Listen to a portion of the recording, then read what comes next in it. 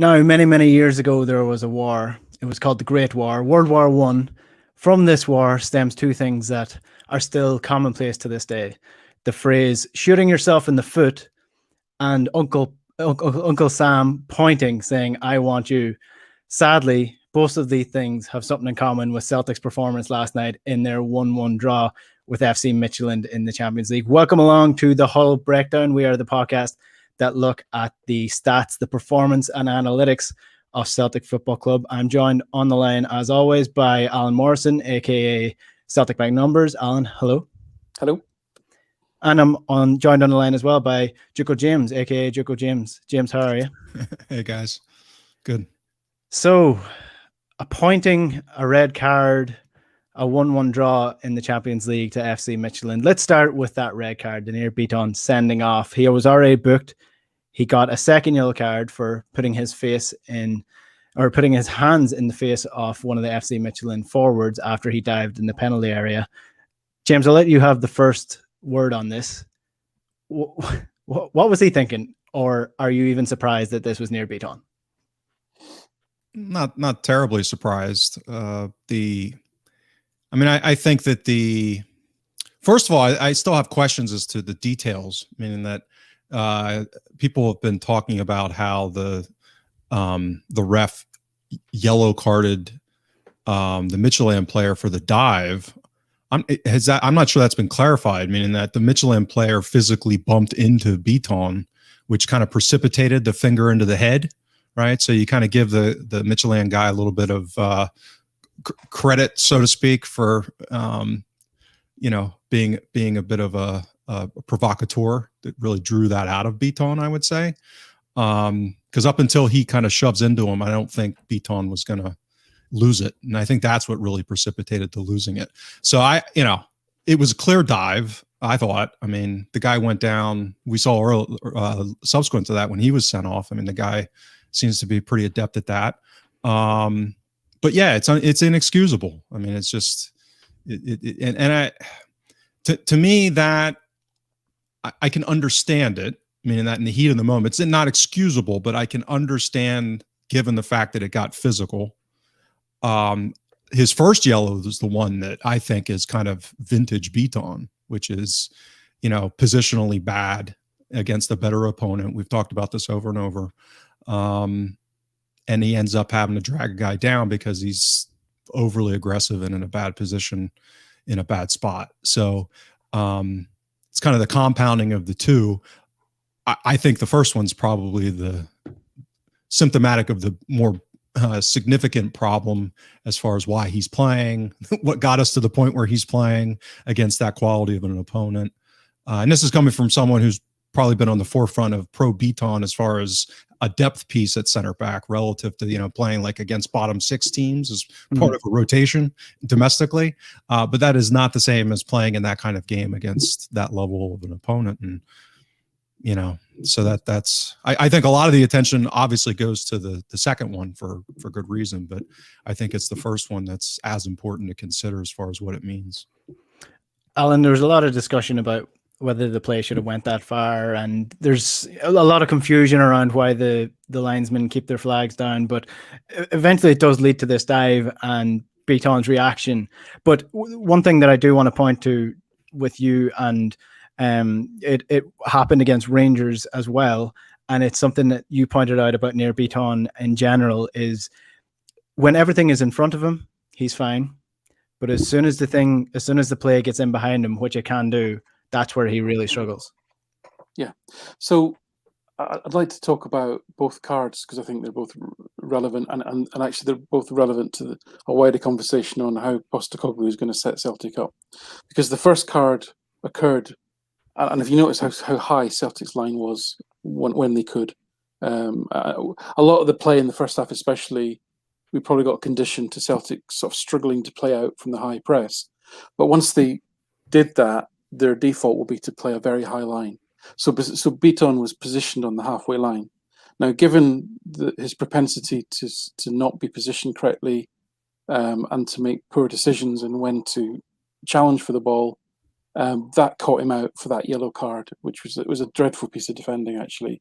But the reason that he was so high, one of the reasons he was so high, is because of that's the way that Postecoglou wants to play. So that suggests that Bitton is not a good match for playing that high line, because his lack of positioning means that it's only a split second, and he has to make a decision because the opponent is gone into an open field if he lets him go. And Bitton's lack of concentration and poor positioning in that general centre defence means that that's a real risk, which means he's then going to concede a lot of these fouls, which are inevitably going to bring a card. So that puts him under pressure. The second yellow card stems from a very similar position, because again Celtic are right high on the halfway line, and for the first time, I think the only time in the game, the officials fail to spot that Dreyer is a good 2 yards offside, and it's absolutely typical that Celtic are on the end of that have to made to pay for such a poor decision. We see it time and time again in Europe. And I feel sorry for Postecoglou that's on the end of such a poor decision. That's not to excuse Bitton. I mean, it's inexcusable what he did. He knows that if you strike an opponent or touch an opponent in the face, that you're going to get that sort of sanction. But the problem started was because the player was actually offside again because of this high line. Now this is a risk. Both of these things are now that we've talked about. This is a risk of what's going to happen under Postecoglou until we've got players that are A, suitable to play that system, and B, they're practiced in it. Now Celtic caught Midtjylland offside 5 times, and actually it should have been 6 in the first half alone. Last season, the opposition was caught offside an average of less than 2 times per game. So that immediately shows you that change in emphasis. Now, there's lots of risk there. Another risk is when we look at the Scottish domestic game and Scottish referees and linesmen's propensity to show discretion in certain circumstances. We can see this is going to be a bit hairy on occasions playing this high line. So yeah, I think I wouldn't say Bitton was a victim of that, but he's not well suited to playing in that particular defensive alignment for those reasons. And then he lost his discipline. Can I ask a quick question? Do we know whether that game, because I don't, is there information? Do we know that game was under VAR or not? It was not. Otherwise, okay. There's a strong. So in terms of the refereeing, by the way, I thought the refereeing was excellent overall. And one of the reasons I say that is, during the European Championships, the refereeing was commented on a lot. There was a slight change of emphasis in how the games were refereed. VAR was used a lot more. The system was far better implemented than it is in England, for example. Right. But the refereeing was a mixture of a lot more common sense in terms of a lot more what we used to call soft fouls, or players going down under any contact was just ignored.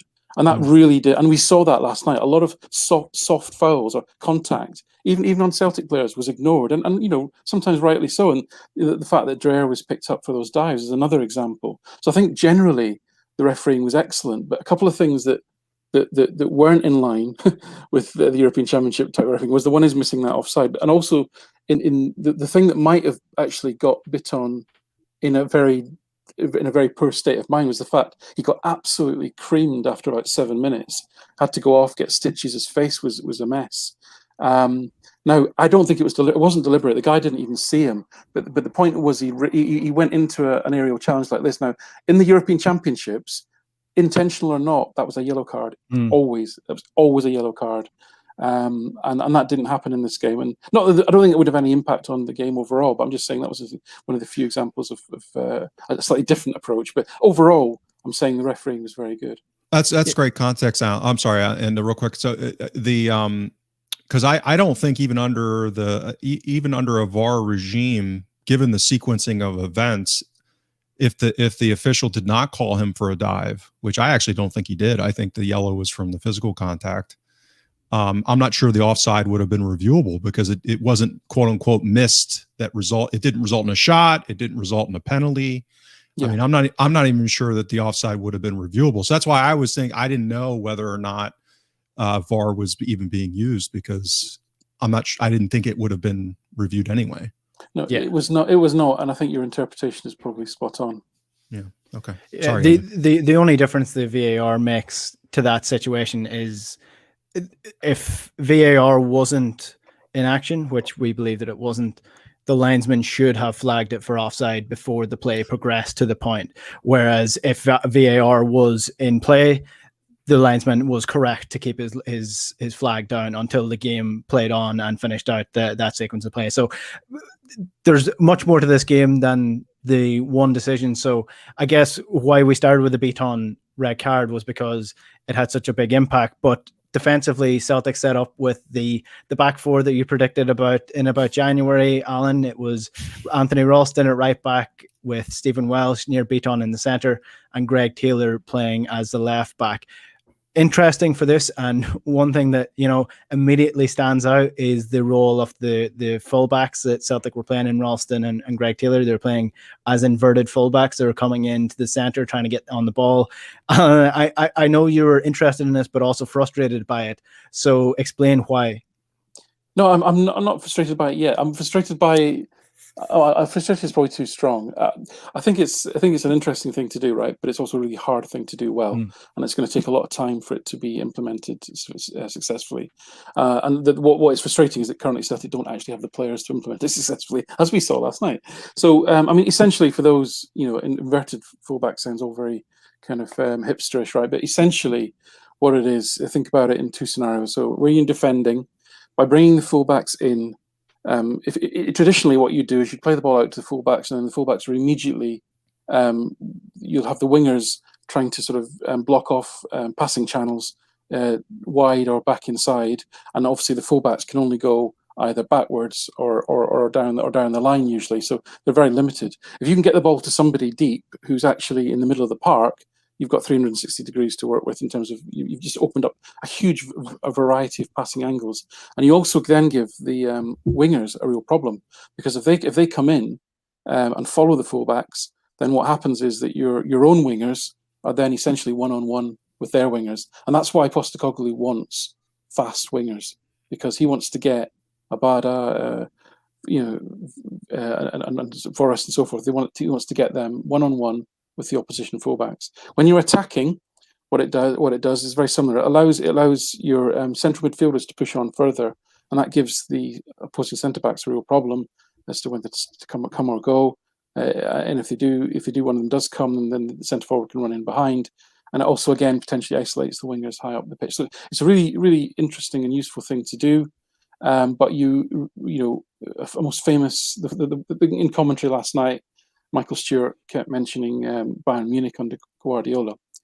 That's great, right? Because Guardiola had Alaba and Lam as his fullbacks, both of whom are capable of and have played central midfield international level. So they're tremendous footballers. We've got Ralston and Taylor, right? So we actually ended up in the ridiculous situation where Welsh and Bitton, who are both far better passers of the ball than Ralston and Taylor, are out wide, and Ralston or Taylor in the centre, essentially playing a central midfield role to try and build the play, and neither of them are adept. Now, it's not just they're adept; they don't physically move fast enough. Their body shape, their technical first touch, and their vision isn't sufficient to play that role. So, that's why Guardiola played Fabian Delph as a left back, because Fabian Delph's essentially a central midfielder. That's why he plays Zinchenko as a fullback. Zinchenko's a central midfielder, and the reason is to overload that midfield and push everyone else further forward. So you need the right players, is what I'm saying, to play that. So it was very interesting that they tried it so much, especially in defensive transition last night. But it didn't really work because the two guys who are coming in are not able to play the ball quick enough, and some of it was just about pass selection, because you've got to be brave on the ball. And the way Midtjylland were set up was not unusual, right? They've got three forwards pressing high, they've got a zonal defence, and then they've got man-to-man in midfield. So, your midfielders, your McGregors, your Christies, your etc., Sorrow even, are going to Turnbull, are going to be marked. If you're in that central position trying to transition, you've got to have the confidence to give these players the ball under pressure. You can't wait for them to be free. They're not going to be free. So you pass to the outside foot. Because the way where Celtic got so much joy yesterday is when they did break the press, especially when Sorrow was on the ball. McGregor, Christie, Turnbull were so much better technically than the Midtjylland players. They could take it under pressure, and then with speed, they were able to break at them and actually look really dangerous. But the two fullbacks, they're not used to playing. If they think, oh, he's marked, I'm going to go backwards. They just don't have that vision and that confidence. Yeah, the brave aspect of it is it's always a word that's thrown out, but what I quantify as brave quite a lot of the time is just taking it and turning with the ball and being brave enough to take that extra touch and get your head up and find the pass. I thought it was really interesting. I mean, Greg Taylor and Anthony Ralston hopefully won't be the fullbacks for the whole season, so if you get players in that can do that job, I think it can be very effective against teams in Scotland that wouldn't be used to playing against it. You're listening to the Huddle Breakdown. If you're watching on YouTube, be sure to drop us a comment and we'll get to some of those a little later on in the show. James, before we move on to the midfield, because I mean, defense was a really interesting one last night with Stephen Welsh, who a lot of people online thought was man of the match. Himself and Murray did quite well when Bitton did eventually leave the field. So what was your thoughts? To add on to what Alan said, I took yesterday as beginning evidence of system over talent. So while there were certainly aspects of it that most definitively didn't work, I think there's reasonable consensus that the fullback fit isn't all that great for the system, is that the narrowness and just having bodies central resulted in, when that didn't work, that we didn't have this, I joked a lot last season. It was like we had a parking lot in midfield in defensive transitions. And that was as much about, how we were set up and how the people were ill suited on top of that here and the vulnerability that created.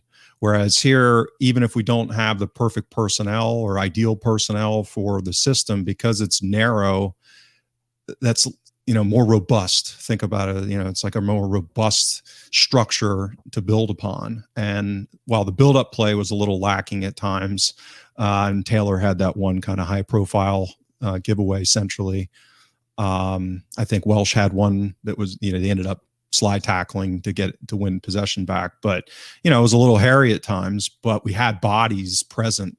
And I actually looked at the kind of the entry map today. I didn't share it in my good and the bad and the ugly thread, but Midtjylland really only had one entry into our box that was central. And it was, what was the guy that dove? Deaver, the guy got sent off. Dreyer, yeah. He had one kind of box entry from just outside the 18 as a kind of this little left-footed lob that didn't really come into anything. But outside of that, they literally had nothing centrally. Everything else was from way wide, kind of early crosses. And and again, this comes back to, now again, I don't know how much of this derives from just style of play, philosophy, how much of it's fueled by analytics. I know that a lot of the analytics heavy clubs, like let's say the Red Bull franchise, you look at how Jesse Marsch plays, it's all about staying narrow and having that robust defensive resilience to transitions, and then using that central dominance to then fan out when you do gain possession and start central and go wide rather than staying wide and then trying to collapse in when you're, when you lose the ball. So I think generally speaking, I mean, depending on who your data vendor or source was, I mean, it was basically 3 chances for really low XG. I mean, they had 3 shots, and it's not like they had a plethora of other build-up attacks where it just didn't quite come off for them. I mean, for the most part, I think Celtic dominated that game, even so that, what was it, 12 or 15 minutes when we were down a man after the Bitton send-off before their guy was sent off, they still didn't even really get that much in threat. So to me, that's the optimistic part, which is, we have a structure, it looks like a style of play that's going to be resilient defensively. And if we upgrade the talent and the fit relative to the system, then, there's a lot to be optimistic. And I think Ange's comments after the game where he spoke to, preparedness. I mean, this was some of the speculation and what I was worried about going into the game. Who was he going to select relative to who's been there during preseason, and guys like Christie, who basically had no time in his camp to get, kind of up to date with what's going on. I mean, we're talking maybe a week to 10 days and very little actual, friendly time on the pitch. So given all of those issues, I mean, I come away from yesterday incredibly positive, relative to things that Ange can control in the game. What's going on with recruitment and all that other stuff is a totally different conversation, but I think it was really positive. Alan, I think you wanted to come in there at one stage, did you? Yeah, sorry. No, I was just gonna just another part of the inverted fullback tutorial. Apologies. Is that what James has said is absolutely spot on. So, but the other aspect of it is from a defending a transition. If you lose the ball, is that once your fullbacks are narrow, you've essentially got a little box. It's like a bit like a basketball formation where you've got your six, your two fullbacks in front of the six normally, and then the two centre backs behind, and that's going to be in a central position. And it's very oversimplistic to say that teams like Man City or they attack with five, they defend with five, but broadly from a principal perspective, that's kind of what you're trying to do. So it does mean that when you when you do lose the ball, you've got that solid central five, crucially that central five, and it does make it. And in fact, what was telling is in the first half. Despite the high line, not a single Celtic defender was packed, as in they were taken out by a forward pass in the whole 45 minutes. That's remarkable. Now, apart from Bitton, but the guy was offside, so I'm not even going to count that, right? No, Midtjylland were not attempting to build the play in any shape or form. They were not trying to work combinations and triangles. They literally would get the ball and they would put it forward. And that probably also accounts for some of the offside stats that I mentioned earlier. So you need to take that into account. But I would agree with James in terms of considering the personnel and considering the time and considering the fact that Welsh and Bitton have literally been on the pitch 90 minutes together before today, and it's only 44 minutes since. That was pretty good defensive performance, really. Yeah, I thought overall it was really promising for large chunks of the games. I'm a bit of a, I could spend hours watching training videos from drone footage of high quality teams, and I got given out to by somebody in the comments saying I used too many examples from the English Premier League, so I'll use Julian Nagelsmann as the example for this. When he was at Leipzig, he sets up the entire pitch with squares, and the whole way up there's squares down the lines, there's square down the middle, and essentially the idea of it is everybody's done the drills where there's two guys in the middle, there's a square around them, and they're passing the ball around them. It's now you've got squares set up around the pitch and triangles within those squares. That's basically what they're trying to create going forward with those inverted fullbacks. But I do want to talk about the midfield, because I mean there's so much interesting stuff, especially Ismail Assaro's role and how well he played last night. But I want to get your thoughts on Liel Abada, before he was taken off after near Bitton's red card. I thought he was really impressive and showing some real signs of a good winger / striker. And James, what did you make of his first competitive game for Celtic? I thought it was reflective of kind of his data profile, actually, which was he wasn't terribly active or involved in build up that much, meaning that he when he was involved, he sure as hell did something. So he had two pretty good crosses that were both kind of on target. A little, that's where we get into XG and XA models. I think Y Scouts were a little high on both those chances because of Christie having to kind of reach for him. But his finish was great. Right place, made a good run to get in for a rebound. I mean, all of that's really positive. Kind of his end product type of output was great. I think that the question for him is going to be more of that one-on-one, actually beating a man in space, getting involved in those triangles, the creative aspect. And we didn't really see any of that or much of that. So it's his first game. scoring goals in big games is huge. I mean, that's obviously a huge part of this as a forward. But I think, as with any of these new players, I mean, to go crazy in one game, let alone just 45 minutes in a game. I mean, he obviously had a huge role in the game, but we're going to have to see that play out a little longer. Encouraging, reflective, and it looks like there's a lot to work with there. But there's work to be done, I think. Alan, anything you want to say about the forward line or Abada in general?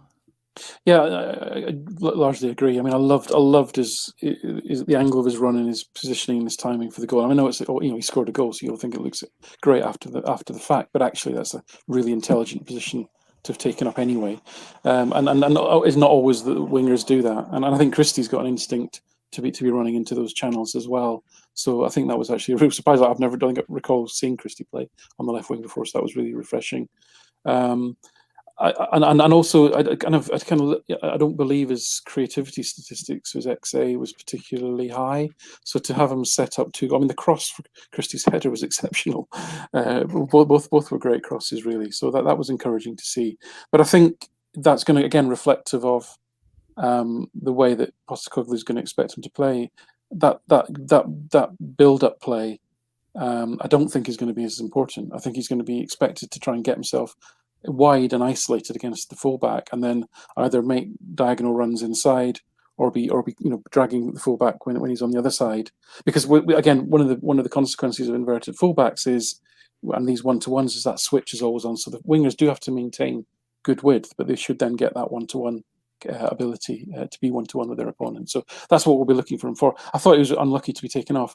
Again, I was reflecting on this today, thinking it would, and I know he's only 19 and it's his first game, so it made absolute sense for him to be sacrificed. But I do wonder to have taken off Turnbull and left Abada on and had that searing pace through the middle, dropping Christie back made absolute sense. I think that could have been very interesting.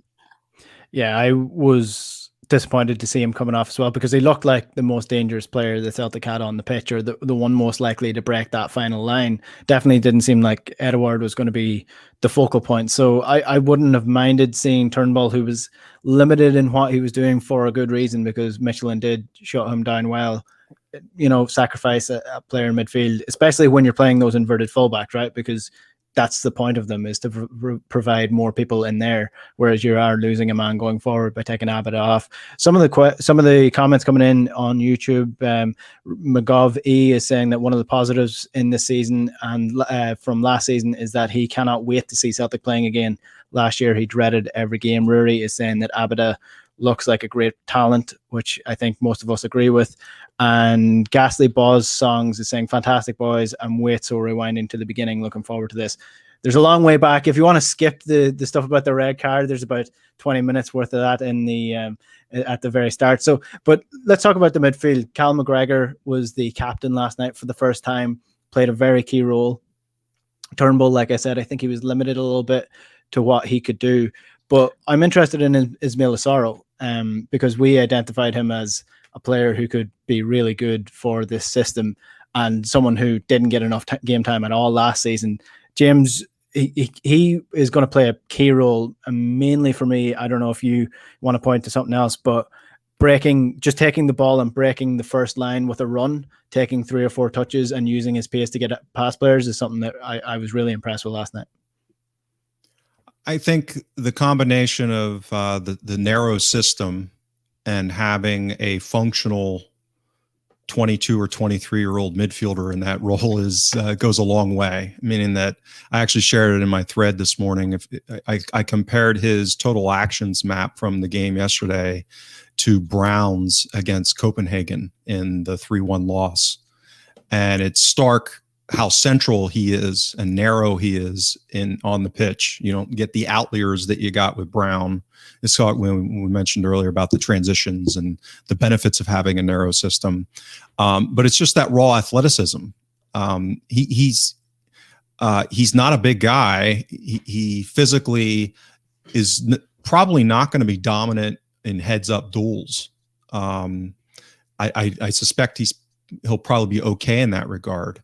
But the fact that he just has quickness, pace, and he's willing to take a little bit more of a risky profile. He's willing to dip his shoulder and kind of make blind turns and deal with it. And again, with a narrow system, he's got the people behind him that if that goes wrong, it's not disaster necessarily. And his ability to he made some really good bursting runs. His vertical passing right away, we saw last season, is aggressive. The touch is a little fleeting at times, it appears, but maybe that can improve under a good coach. So I think, the most important thing, as we talked about most of last season, is the unburdening of McGregor, meaning playing that single pivot and allowing us to have those 2 8s or an 8 and a 10, where we're not having to kind of come back and support the other 6 like we most of the season last season, and I would argue probably 2.5, 3 seasons that was taking place. Turnbull, I think, is interesting. I've been probably more on the skeptical side with Turnbull at this level, and I think yesterday was reflective of that. They man-marked him and McGregor to a large degree, as Alan said, and I'm still skeptical that Turnbull's athletic enough at that level to deal with comparable European level athletic midfielders, meaning that when he's got space, people are defending zonally. Like we'll face a lot domestically. Either they're not as good athletically, they're not as elite athletically, or they're going more zonal and there's space for him to operate. He's unbelievably good on the ball and technically, but I think he only had 4 or 5 forward passes yesterday. So he was getting into space. He was recycling possession. He was turning, distributing the ball.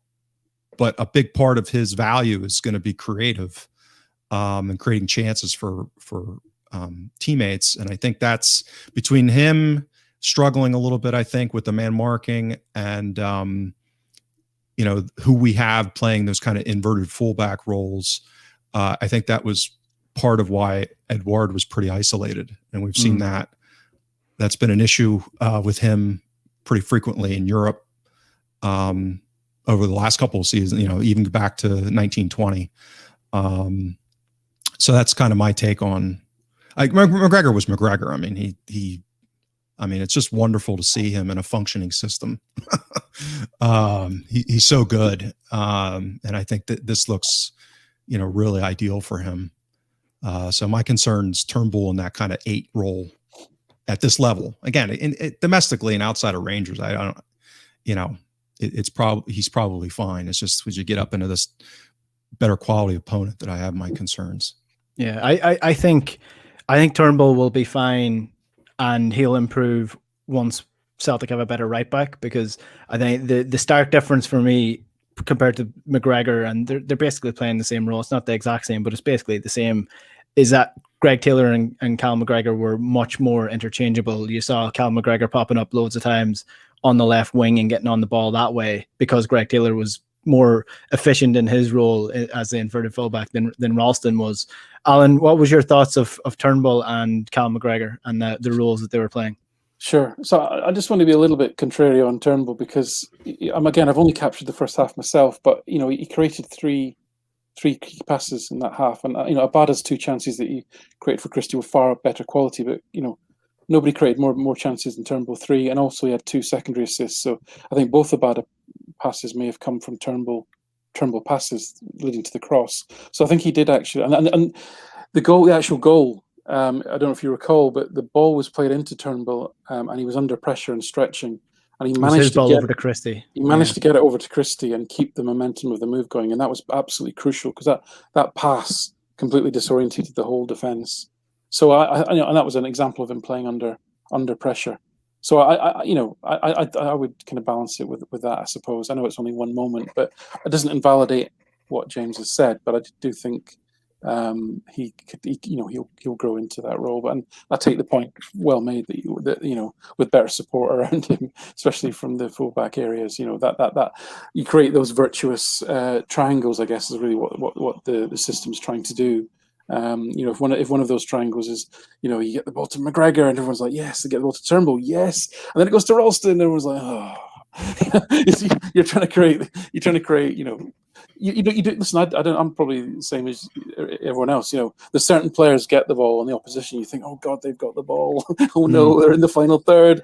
And Ralston gets the ball in the final third. You're probably thinking, yeah. Do you know what's funny? I was listening to Ben Foster on a podcast recently, and he said one of the most heartbreaking things is when the ball's passed back to him, and he can audibly hear the fans get worried about him having the ball. And he said it's the most heartbreaking thing. And I would imagine Anthony Ralston would have felt the same if there were more than 9,000 fans in the stadium last night. Look, I don't want to be too harsh on him. He's 22 years old. He's played one game in over maybe 400 days, like over a season and a half. He's played one game. So, I mean, he didn't do awful for a player who hasn't played as much as he has. No. I mean, there was no real bad mistakes. Like I say, he held his position well. The guy that he was up against, Sisto, is probably their most, revered player in terms of reputation, and he's very quick. And obviously playing that high line requires great coordination and discipline, across the defence, and he played his part in that. It's just he can't help what he is. He's just a limited footballer, and I'm sorry that's cruel, but we're here to be analytical, and he's just not a player that is of the quality that Celtic need to be playing at this Champions League level. And the guy tries his heart out. It's like Greg Taylor. I love Greg Taylor because he's always trying to improve. He genuinely, you saw him last season trying to get that yard away from the defender, trying to push himself, and it worked to some extent. But it will work at a certain level. But over a certain level, it won't work because you physically don't have the tools to be able to play at that level. Yeah. And Ralston's very similar in that regard.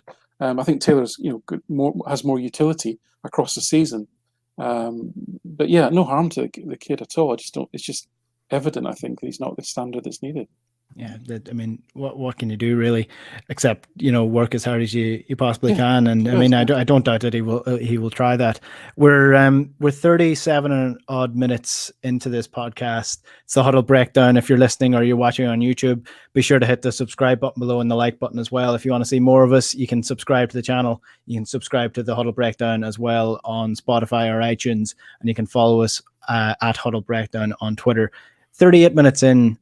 And I haven't mentioned Barkas. I think that's on purpose because FC Midtjylland obviously equalized from a free kick, and Barkas has been getting the extent of the criticism for this. And I mean, rightly or wrongly so. That's what I want you to debate, Alan. I know you were looking on Twitter there. Was it a bad save from him? Was it a bad attempt from him? Did he try to do the wrong thing? So I'll let you talk us through what you think went wrong here for Barkas. Sure. So yeah, all I did on Twitter really was one of the great benefits of Twitter is having access to people who are experts in certain fields. And I follow a couple of goalkeeping coaches who are experts in studying goalkeeping technique. And I'll tell you what, it's complicated, and there's an awful lot to it, more than you'd think. I'm no expert in it, so I thought I'd ask an expert. So I didn't give him any context because I didn't want to prejudge it. Just said, here's the goal, tell me what you think. And his view was, it's an error. It's a technical error. I mean, essentially, what it boils down to, very simply, is that he's tried to punch the ball, and he should have, and that was the wrong decision. He should have gone up with big hands rather than a punch, which immediately shortens your arms. By the way, whereas if you go like that, you can get a greater extension. And the ball was whipped in with incredible pace, and he was unsighted, and it hit just the inside of the post and went in. You put all these factors together, I'm not excusing it, it's a mistake. He's made a mistake. And again, Celtic are in this situation that we've been in time and time again, where you're looking at the XG, you're looking at the shots, you're looking at the chances, and thinking, how the hell have we not won that game? And really, we look back ourselves and think, we've seen games like that flipped on their head, and we've won 1-0 because Fraser Foster has actually made 7 saves. And that's what people think. And that's the comparison that's made. I completely understand that. So I'm not excusing Barkas. He's made a terrible mistake. But I believe that's the first really bad mistake leading to a goal that he's made. Now, others will tell you different because I think emotion gets in the way. He's blamed for every goal that the Rangers scored against him last season because people, I think, emotionally are so anxious about that. They have to displace this anger onto somebody, and bloody hell, Barkas, he's right for it. But actually, if you look at the goals that he conceded, there's no way they were his fault.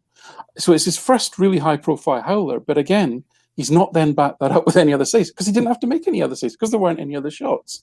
So he's in this position where, I cannot argue that if you look at the data and you look at the post-shot XG of shots that he's faced, and then you look at the number of goals that he's conceded, the number of goals he's conceded is larger than the number of goals he should have let in.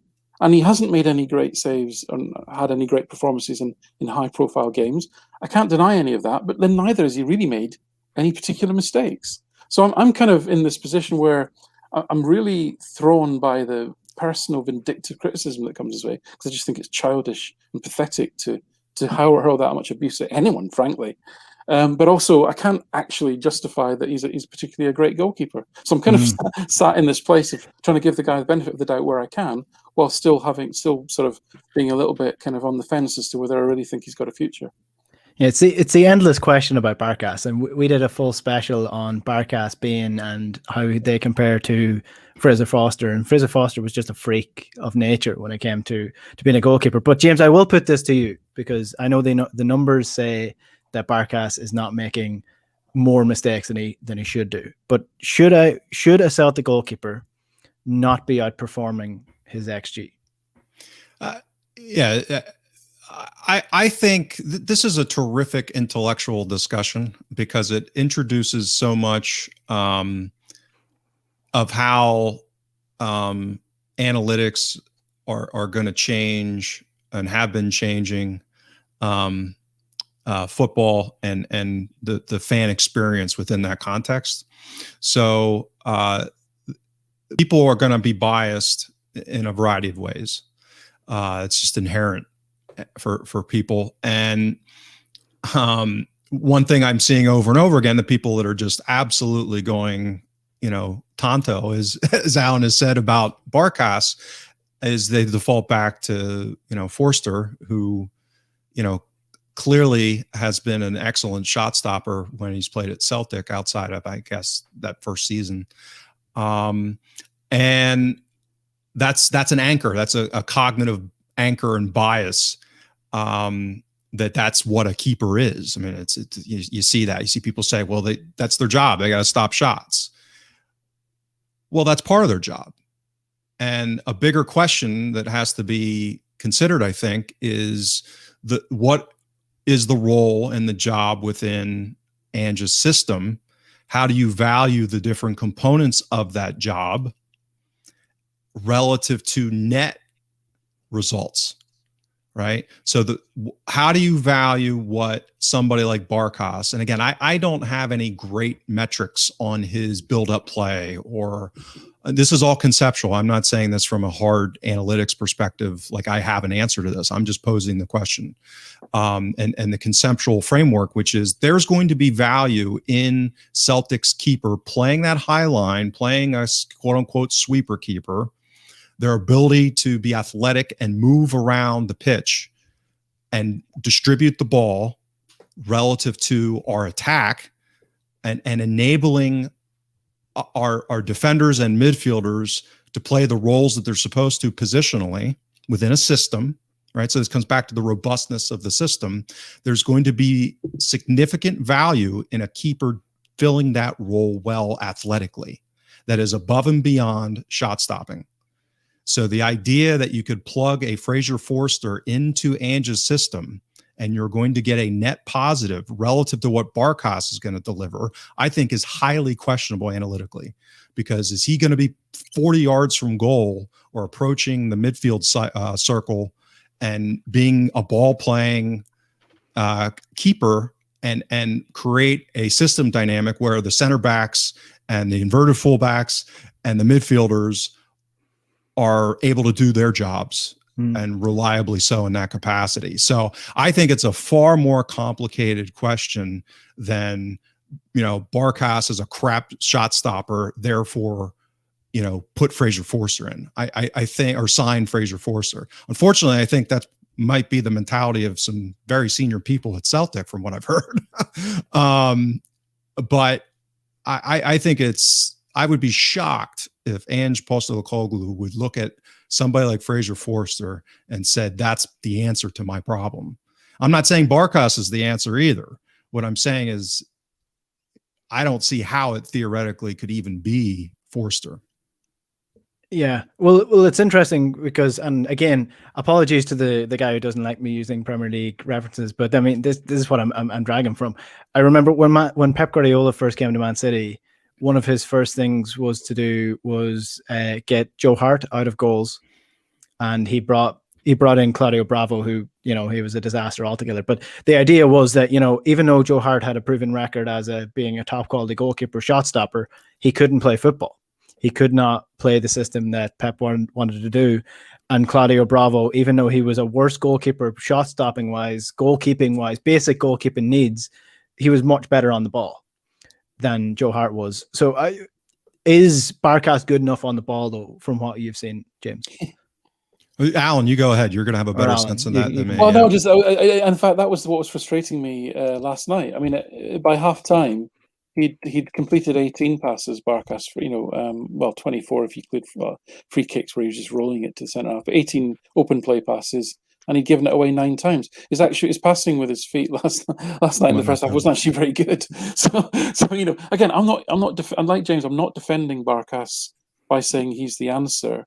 I absolutely reject the fierce and personal criticism, some of the fierce and personal criticism on a matter of principle. But I'm happy to debate the technicalities of the goalkeeping within the framework that James described. That's a grown-up conversation, and I don't know. I'm not convinced that he is the answer.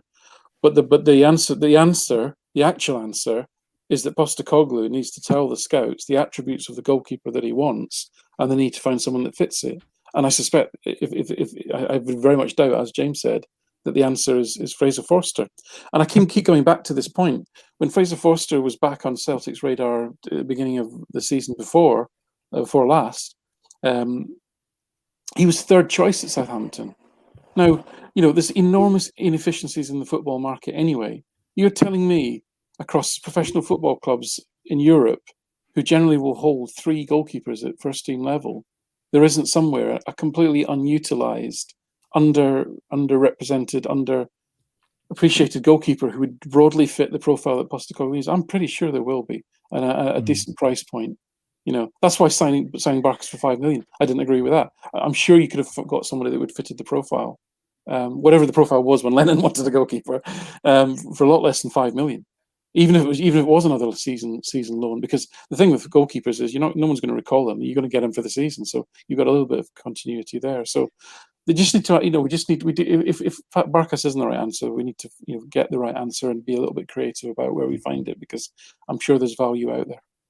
The fact that Fraser Forster keeps popping up as somebody who is potentially coming in. I mean, I don't know what age he is, but he must be late 30s at this point.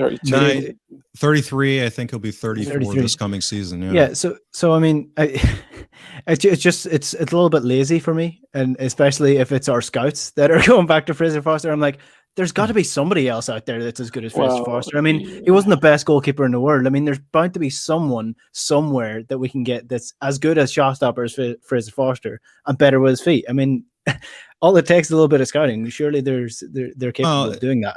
And this comes back to the concern for this window, as the club seems to be entering into, some have called it a rebuild. I think the squad is being rebuilt. I think that a lot of what's going on at the club is being built, meaning that a lot of it wasn't there, or it's in such a condition that it's almost like starting from scratch.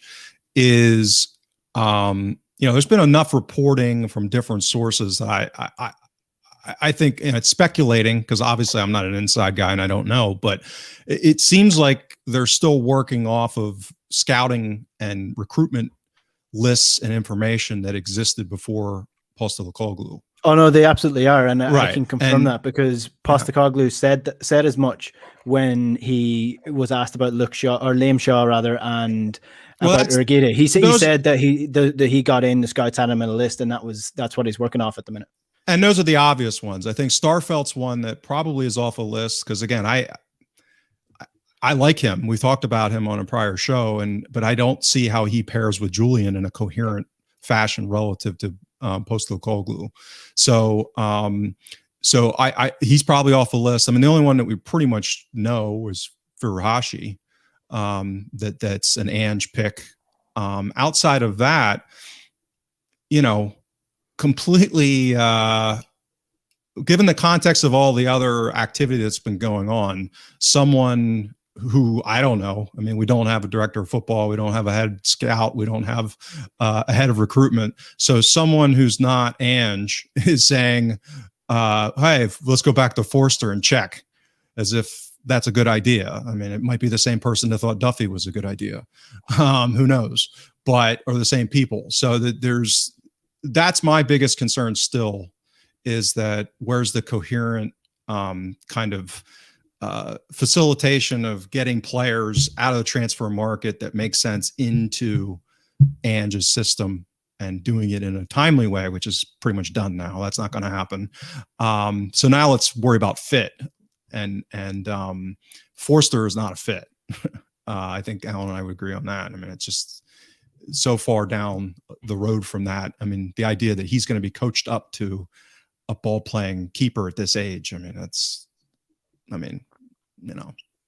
yeah. Not I just don't think. Yeah, I don't think he's a match at all. And I think it's just pure laziness to keep going back to the guy who was good for us in 2012, which was 8 years ago. So, I mean, we got to move on at some point. We got to find someone else at some point. That was Vasilius Barkas. Anything you just want to finish up on before we finish up on the review of the draw against Midtjylland? No, I mean, I would just say, yeah, I mean, obviously, I was expecting another art media, I'll be honest. So that was a pleasant surprise. And now, of course, we go into the second leg with a bit of hope, and that's just even worse, right? I just can't deal with it. So, and without Bitton, obviously. So, and I don't believe we can register any more players. No, I don't think so. Yeah, we haven't registered for the first game. We haven't mentioned Murray, and I think he was very efficient outside of some pretty bad passes. So I think that's going to be a risk. I mean, the guy's 18 with no experience at this level. So given that context, I mean, I think the last thing I'll comment on, I wrote about it in my thread this morning. I just chuckle when at the disparity in narratives that take place. Alan mentioned this. I mean, the Barkas one's a clear one. Some people, just despise him, and I agree with Alan that some of it's so over the top, it's crazy. Ralston gets a lot of the same. The opinion on him is anchored. And to me, if you just look at yesterday's game and in isolation, strictly kind of the relative input in performance levels in the game, I would argue that Ralston was comparable to Welsh, meaning that, they both did some good things. They both had some rough times. Welsh's actually could have been what I would call higher leverage, meaning that going to ground around the box could have gone horribly wrong another time. It went bad one time that led to the goal, and another time that led to a good shot.